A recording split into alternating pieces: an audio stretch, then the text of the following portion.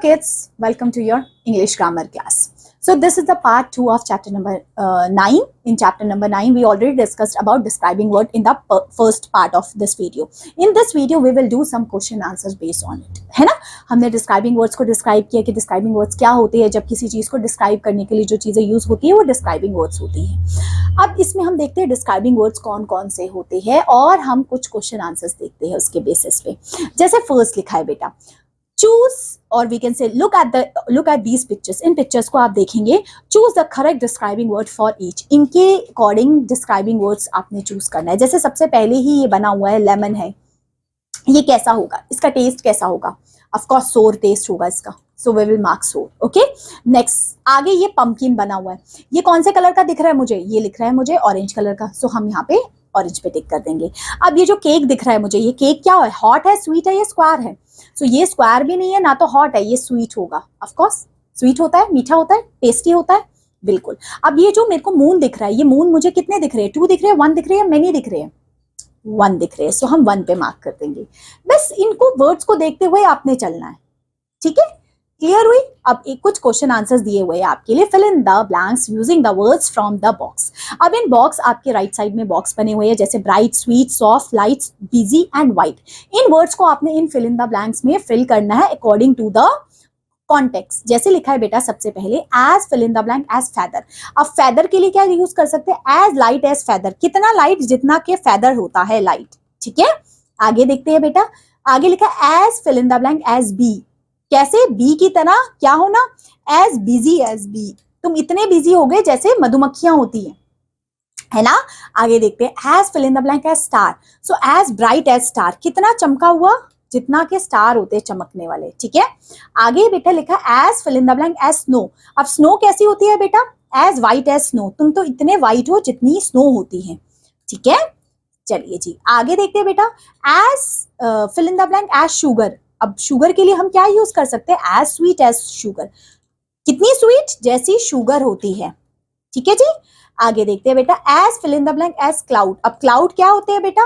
Cloud होते हैं हमारे क्या, व्हाट वी कैन कॉल, हम यहाँ पे एज लाइट एज क्लाउड भी लिख सकते हैं, एज सॉफ्ट एज क्लाउड. अच्छा, फैदर के लिए ना हम यहाँ पे सॉफ्ट लगा लेंगे तो ज्यादा अच्छा रहेगा. क्योंकि फैदर कैसा होता है आपने देखा है ना, बड़ा सॉफ्ट होता है. सो हम यहाँ पे ना, फैदर लाइट भी होता है बट हम सॉफ्ट यहाँ पे लगा लेंगे. क्या लिख लेंगे यहाँ पे? As soft as feather. ठीक है, और यहाँ पे लिखेंगे एज लाइट एज क्लाउड.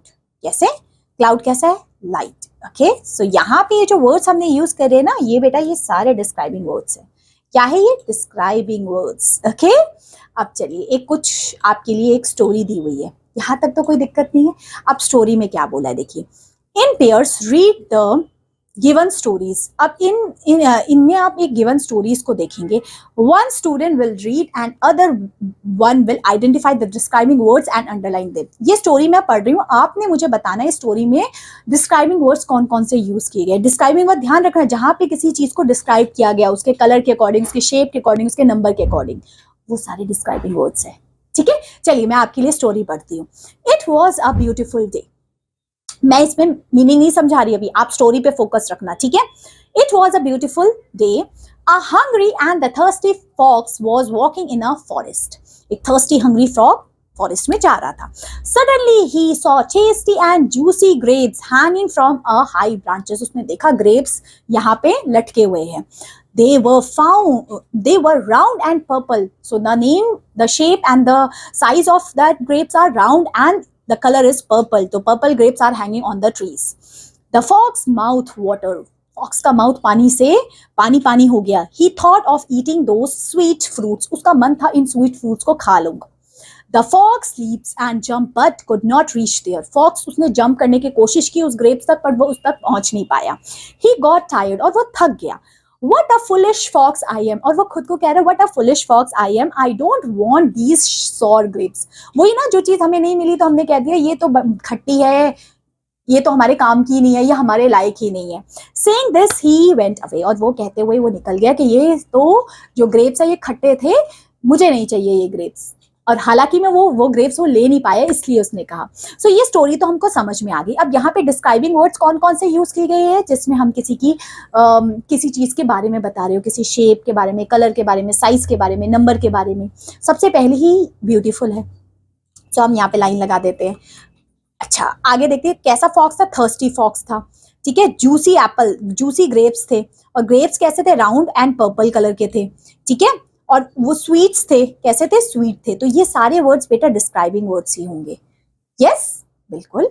अब आगे आपके लिए एक फन कॉर्नर में एक एक्टिविटी लिखी गई है, राइट और draw some naming words on the black board, ask the students to write describing words of each. आप स्कूल क्लास में अपने ब्लैक बोर्ड में डिस्क्राइबिंग वर्ड्स लिखेंगे और अपने फ्रेंड्स को अपने बारे में बोलने के लिए बोलेंगे। Guide them by speaking out और writing some common describing words. For example, if you write draw naming word, जैसे आप किसी को डिस्क्राइब करने के लिए क्या क्या यूज करते हैं, bird, grass, tree, sandwich, crayons, etc. The describing words for these can be small, gray, tasty and red. So इस तरीके से आप अपने ब्लैक बोर्ड पे अपने फ्रेंड को डिस्क्राइब करते हुए लिखेंगे। So ये था आपका चैप्टर नंबर 9 डिस्क्राइबिंग वर्ड्स के बारे में। Hope so it is clear to you. समझ में आई? So that's all my dear learner for this class. Thank you so much for watching this video and have a good day. Bye bye.